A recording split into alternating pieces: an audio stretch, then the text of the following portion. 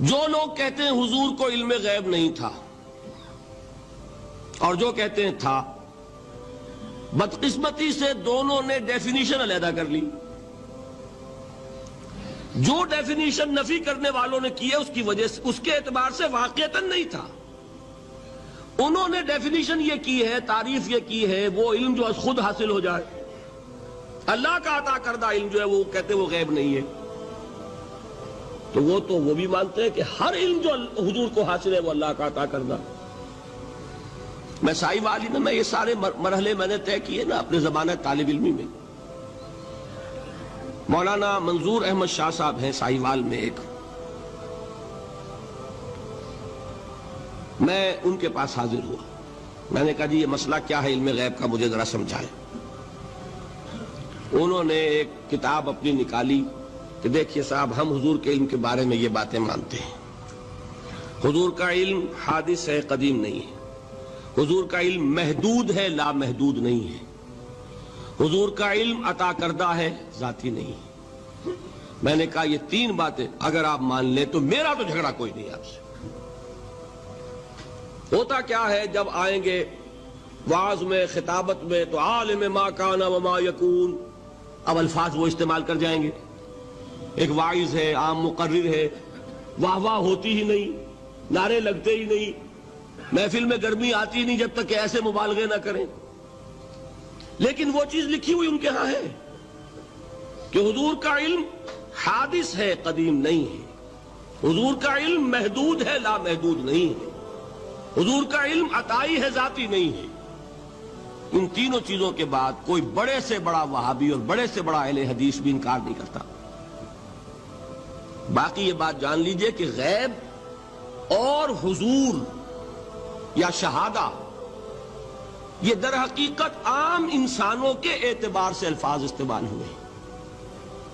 جب قرآن میں کہا جاتا عالم الغیب والشہادہ، اللہ غیب اور جو ظاہر ہے یا موجود ہے سب کا جاننے والا ہے، تو مجھے بتائیے اللہ کے لیے کوئی غیب ہے؟ اللہ کے لیے کوئی شے غیب ہے؟ تو کیوں کہا جا رہا ہے عالم الغیب والشہادہ؟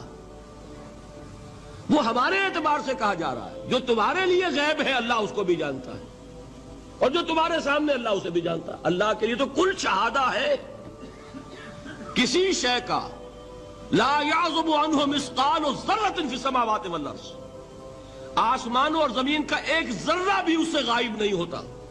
غیب کا وجود کیا اللہ کے لیے؟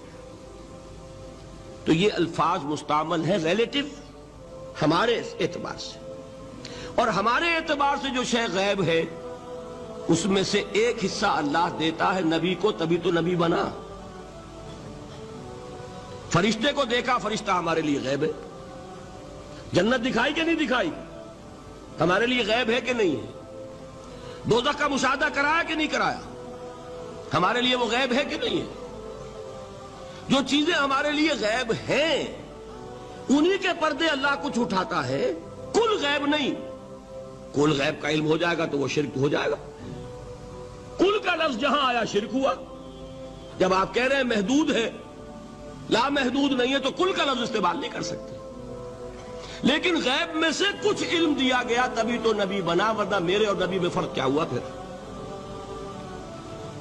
البتہ یہ کہ وہ غیب کا علم ہو یا حاضر کا علم ہو، سائنٹیفک نالج ہو یا وحی کا علم ہو، کوئی بھی علم ہو، آیت الکرسی کے الفاظ نوٹ کیجئے، یعلم ما فی السماوات وما فی الارض، وہ جانتا ہے، ولا یحیطون بشیء من علمہ الا بما شاء، مخلوق میں سے کوئی بھی اس کے علم میں سے احاطہ نہیں کر سکتا مگر جتنا وہ چاہے۔ اب یہ بات علیحدہ ہے کہ ہم کون ہے طے کرنے والے کہ ناپیں بیٹھ کر کہ اللہ نے ابراہیم کو کتنا علم دیا، ہم ناپ سکتے ہیں؟ عیسیٰ کو کتنا دیا ہم جان سکتے ہیں؟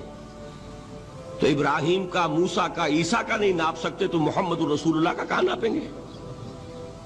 یہ پاگل پن ہے، یہ ہے جو غلطی ہوتی ہے۔ ہم کون ہے طے کرنے والے؟ اللہ نے اپنے نبی کو دیا جو دیا، بات ختم۔